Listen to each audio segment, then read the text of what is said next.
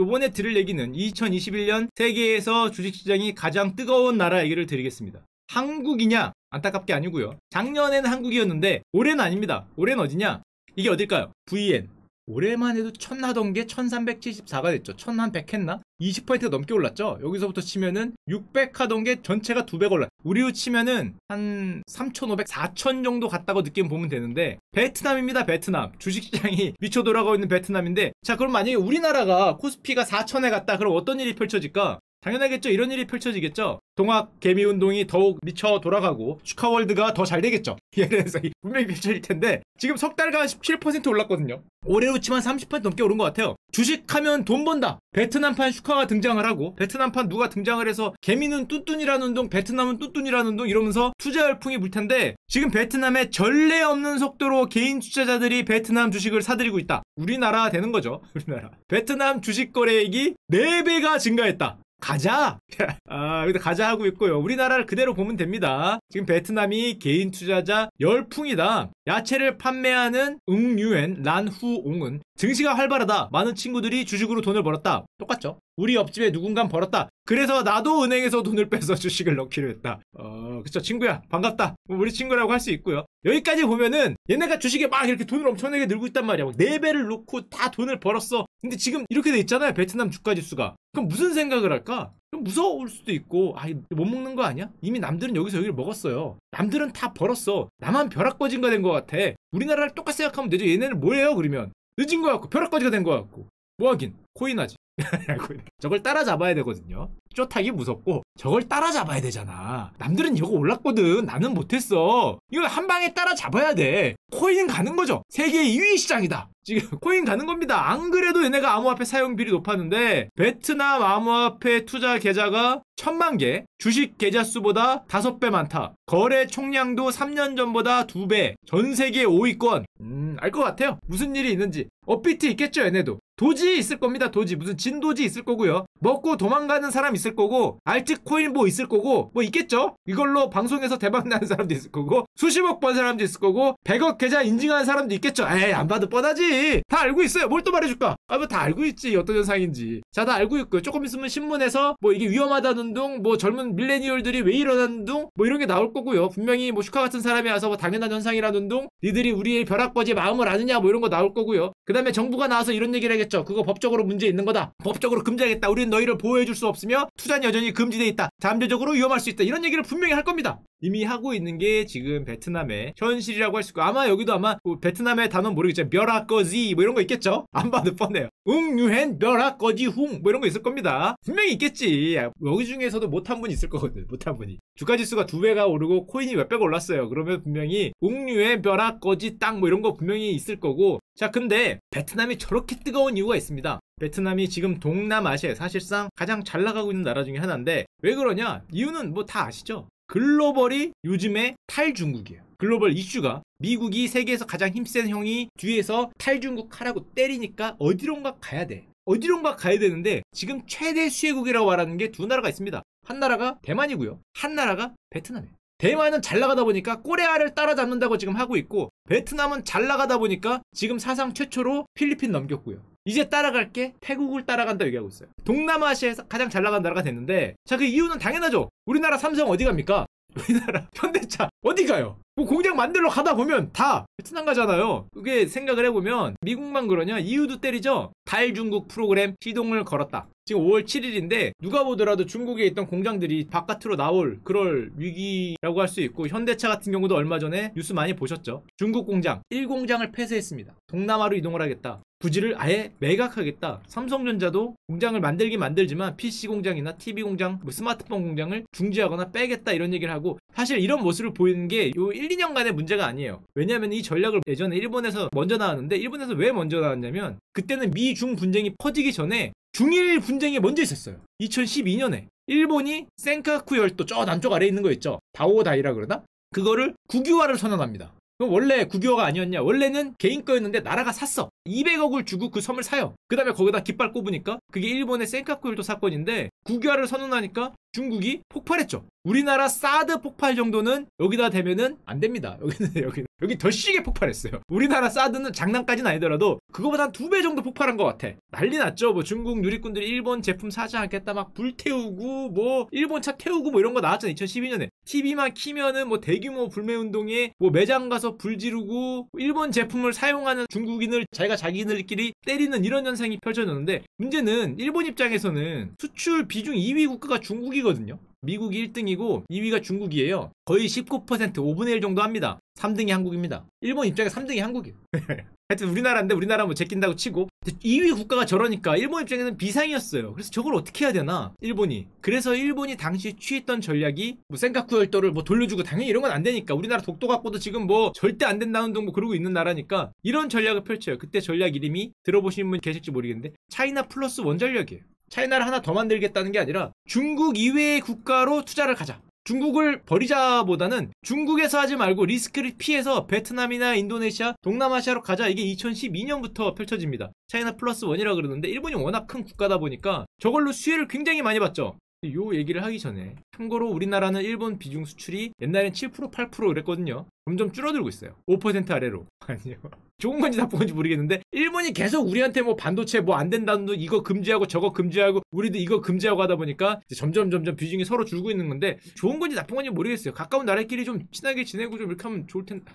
하여튼 그렇습니다. 그래서 일본이 주요 공장들을 2010년대부터 동남아시아로 이전을 하기 시작했고 중국 투자 비중이 굉장히 내려가는, 반대로 동남아시아는 2010년대 일본발 투자 수혜를 받아서 이렇게 올라갑니다. 근데 이게 일본의 어떤 딜레마였는데 요즘에는 그 일본의 딜레마를 한 2, 3년 전부터는 전 세계가 공유하죠. 트럼프도 그렇고 바이든 아저씨도 그렇고 뭐 공급망 재검토 중국에서 나와라 이러니까 들어갔던 기업들이 생각을 해야 돼요. 어디로 갈까?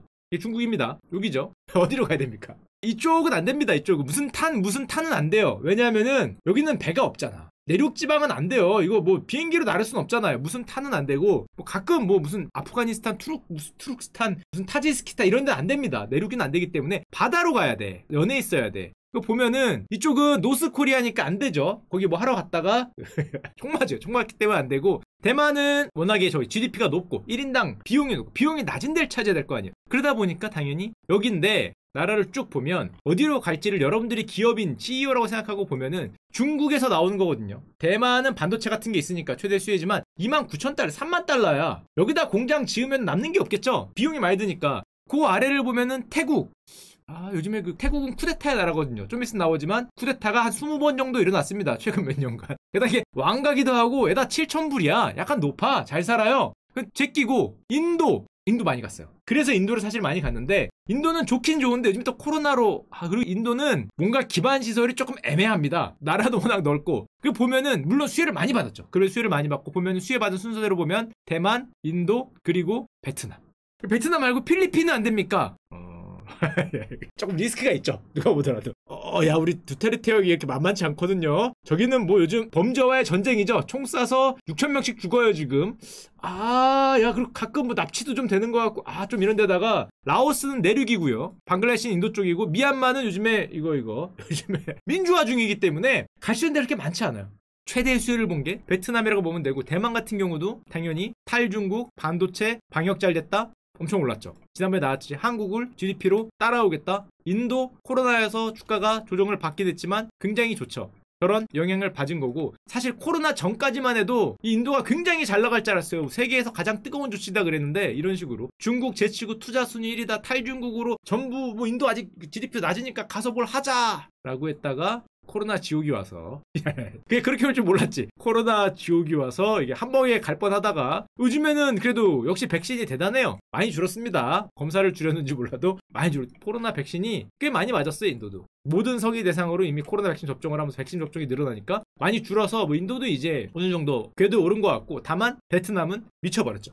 코로나도 비교적 잘 피했어. 공산주의이긴 하지만 별다른 아직 분쟁이 없고, 아까 전에 중국발 수요를 베트남 사람들이 나름 일을 잘한다고 하는 것 같아요. 제가 뭐 뵙지 못해서 모르겠지만 근면하게 일을 하는 성향도 있고, 지금 미쳐버렸죠. 베트남시가 엄청나게 성장을 했고 2020년 코로나에 거의 유일하게 플러스 성장을 했어요. 3%. 2.9%면은 베트남 입장에서는 쇼크입니다. 이 나라는 보통 6에서 7% 성장해요.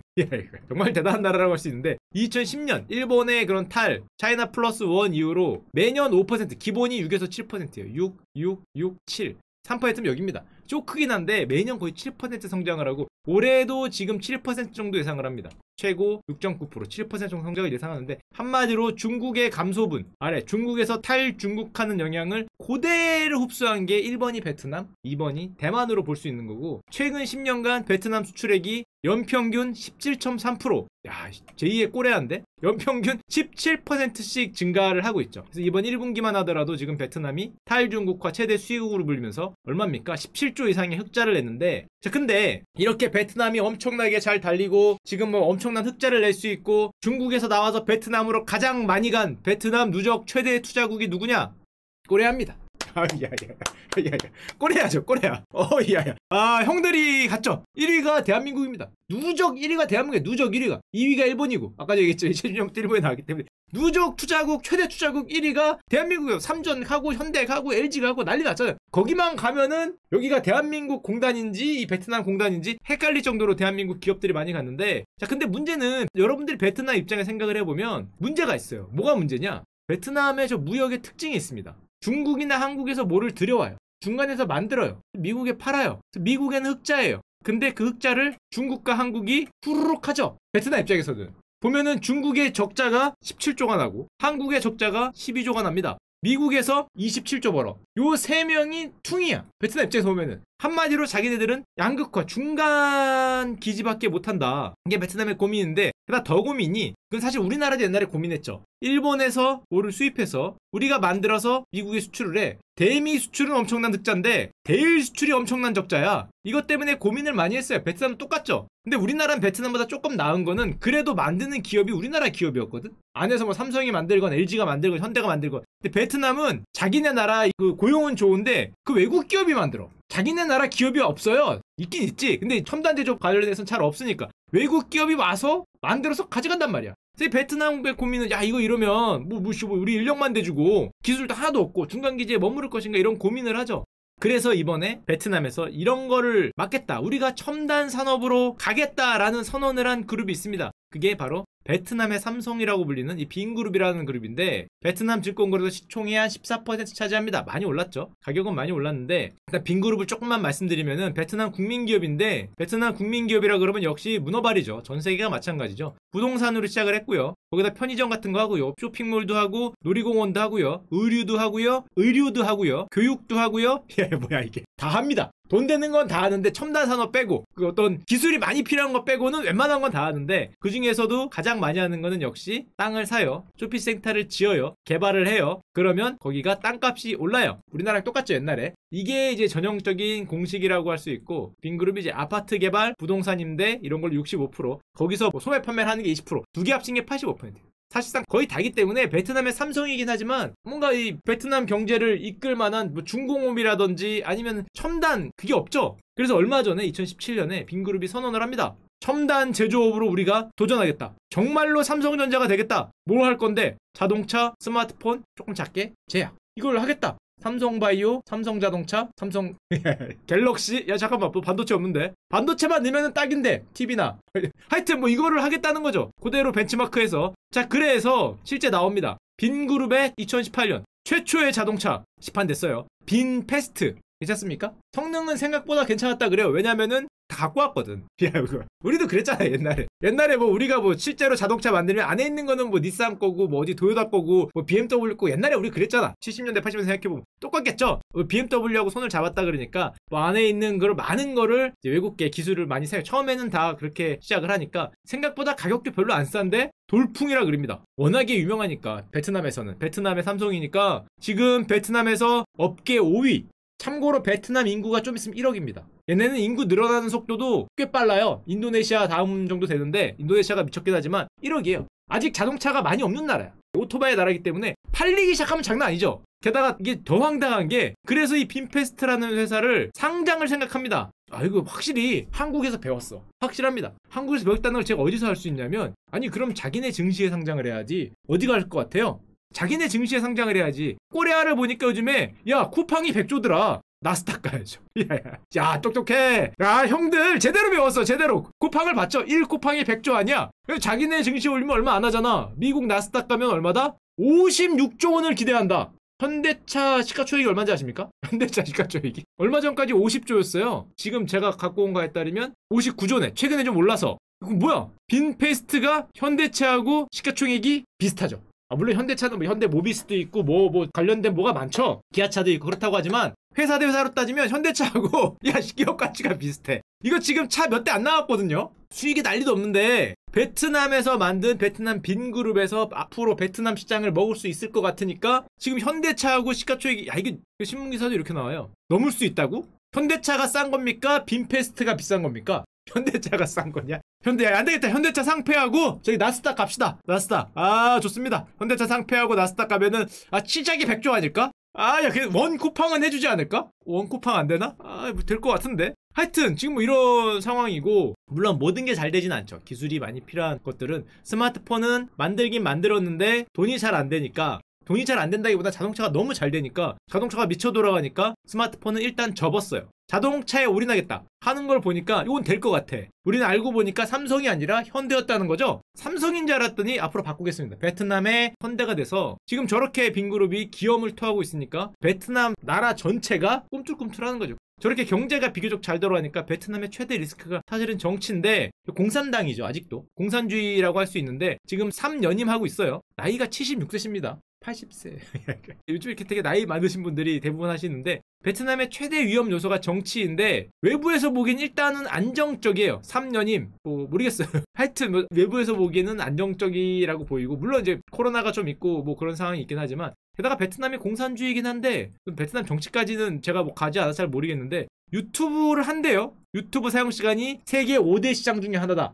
1억입니다. 1억. 인구가 1억이에요. 거의 일본급의 인구이기 때문에 중국은 이것 또해 막았는데 그래도 뭐 조금 열려있지 않나 생각이 되고. 자, 근데 문제는 베트남이 저렇게 기염을 토하면서 탈중국의 최대 수익이고 우리는 첨단 산업으로 간다, 주식 미쳤다, 코인 미쳤다, 얘들아 동학개미가 아니라 베트남 개미다, 뭐 이런 식으로 달려가고 있으니까 가장 긴장하는 나라가 있어요. 어딜까요? 태국입니다. 왜냐? 베트남과 태국은 우리로 치면 한일이에요. 한일. 이건 역사와 전통을 자랑하는 라이벌이거든요.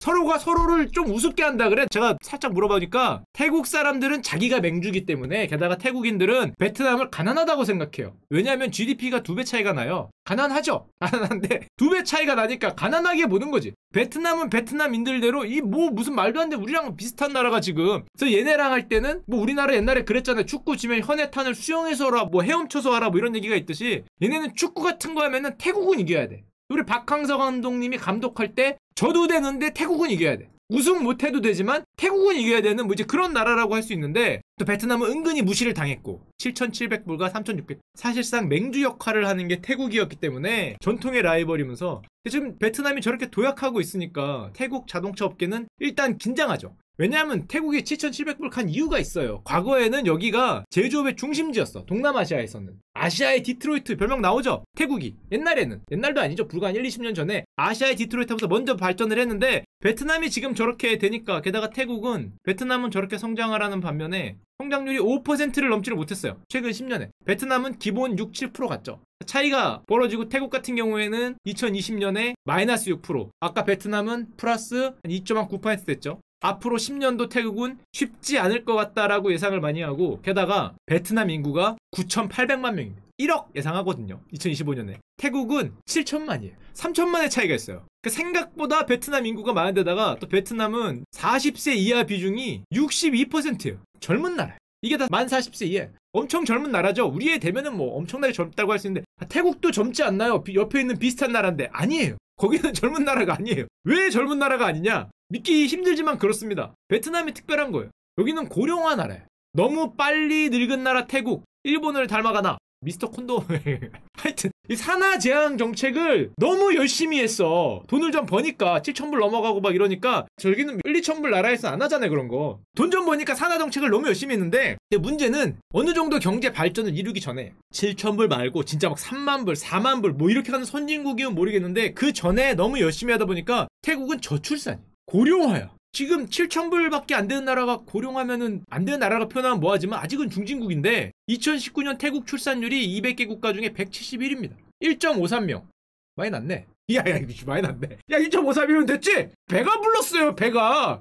저 베트남에 가서 얘기를 해줘야 돼. 야 니들이 그렇게 뭐 꼬레아를 곧 따라온다. 야 1.53이면 뭐 충분하구만. 하지만 블룸버그는 이렇게 얘기하죠. 이 정도면 부자 나라 수준의 출산율이다. 스위스나 핀란드 그렇게 돈 많이 버는 나라의 출산율이니까 태국이 벌써 이렇게 되면 니들 GDP 누가 올릴래 이런 얘기를 하는 거고, 그래서 이런 표현을 씁니다. 블룸버그가 한 얘기예요. 가난하고 늙은 국가가 될 수 있다. 가난만 하던지, 가난하면 보통 젊잖아요. 많이 나서. 뭐 아직 성장을 못한 거니까. 그 나라 성장을 해서 이제 사람들이 점점 많이 낳고 성장을 해서 부자 나라 되면 되는데, 가난한데 늙으면 어떻게 할 거야? 야 노후 대비 어떻게 할 거야? 노후 대비. 젊었을 때 조금 가난하면은 앞으로 벌면 되잖아. 뭐 시간이 있는데, 아니면은 젊으면서 부자던가. 이게 가난하면서 늙으면은 곤란한데 태국은 여기에 빠졌어요. 태국의 저출산 속도가 너무 빨라 중국을 추월할 수 있다. 중국이 한자녀 정책으로 대표적으로 지금 저출산으로 들어가거든요. 그래서 중국이 좀 무슨 정책을 쓰냐면, 보셨습니까? 5월 31일 뉴스. 세 자녀 허용하겠다. 두 자녀 아닙니다. 두 자녀는 옛날에 허용했어요. 1가구 2자녀는 옛날입니다. 형님들 머릿속에는 중국은 한 가구 1자녀 아니야? 그거 옛날이에요. 정말 옛날. 정말 옛날. 형님들의 마음속에 있는 그 굴렁쇠 굴리고 무슨 호돌이 나오고 무슨 뭐 대전 엑스포 이런 거 생각하시는 형님들은 그때는 그랬죠. 그때는 그랬는데 그 옛날이고, 1가구 2자녀입니다. 2자녀. 2자녀도 조금 옛날인데 이제는 1가구 3자녀예요. 사실상 이 정도면 폐지지. 옛날에 중국은 1가구 2자녀 또는 1가구 1자녀를 넘으면은 벌금이었습니다. 엄청나게 셌어요. 우리나라로 치면은 몇 억 벌금 나왔어요. 제가 상하이 갔을 때 그 상하이 해주시는 분이 그랬어요. 여기서는 애를 뭐 허가된 이상 낳으면 도시에서 쫓겨난다.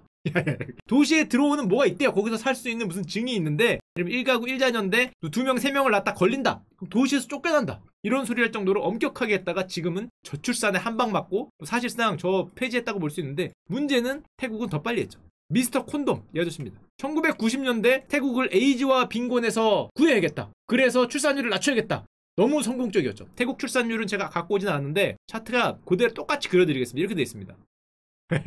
안 봐도 뻔해, 안 봐도. 여기가 무려 6입니다. 6. 태국이 6 됐다가 1점 아까 5인가 이렇게 내려온 거죠. 일단 이렇게 생겼어요. 이렇게 생겼기 때문에 너무 강력한 산화 정책을 했다가 6이 1.5가 됐는데, 근데 괜찮아. 태국 괜찮아. 야 괜찮아. 에이 이거 확실하게 얘기할 수 있지. 압도적인 선진국이 있거든. 우린 0.84인데 살만해. 괜찮아. 아무 문제 없듯이 살아가고 있어. 별로 뭐 아무도 뭐라 안 하던데. 괜찮아. 1.5 갖고 2배네 2배. 서울은 0.64입니다. 괜찮아. 괜찮아. 별 문제 없더라야. 뭐 기후변화 뭐 어느 순간 넘어가면 티핑 포인트로 뭔가 문제 생긴다며. 문제 없던데. 그냥 잘 먹고 잘 살던데. 야, 별거 없잖아. 한국 인구 외국에서 보기엔 루비콘강을 건넜다. 뭐 건너긴 뭘 건너. 내 삶은 변화가 없더만. 똑같던데? 괜찮습니다. 괜찮아요. 그러니까 태국도 뭐 하면 될 수 있다. 노력을 좀 더 해야 된다. 1.5로는 아직 명함을 내기 힘드니까 우린 0.84. 이것도 우리는 되겠죠. 선방. 우린 선방이라고 표현합니다. 잘했다. 40대 엄마들이 힘을 내서 0.84를 했으니까 우린 잘했다라고 얘기하기 때문에. 야, 서울 0.64는 좀 심하다. 뭐 선동열이냐? 선동열 류현진도 요즘 이거 안 나오던데. 0.64는 조금 심했지만 뭐 하여튼 이 분야의 압도적 선진국 우리 코레아가 얘기해드립니다. 괜찮습니다.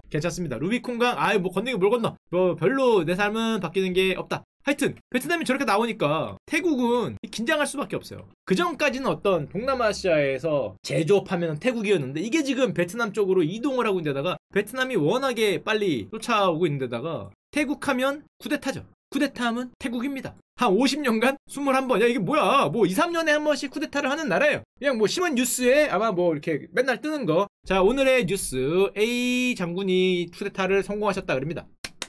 하고 좀 이따 2년 뒤에 B 장군이 이러는 게 그 태국이기 때문에 그래도 왕은 변하지 않으니까. 게다가 2016년에 선왕이 돌아가시고 그 다음 아들이 마하 와치랄 롱꼬님이 왕이 되셨죠. 2016년에 왕도 바뀌면서 굉장히 좀 정치가 좀 복잡하다고 할 수 있고, 이거 많이 보셨죠? 태국 왕손녀가 축구장에 오면. 아직도 이런 나라죠. 야 이거 진짜 이해하기 힘든데 우리나라도 이랬을까? 만약에 조선 왕조가 남아있다면은 이렇게 왕손녀가 지나가면, 야 우리나라는 안 했을 것 같은데.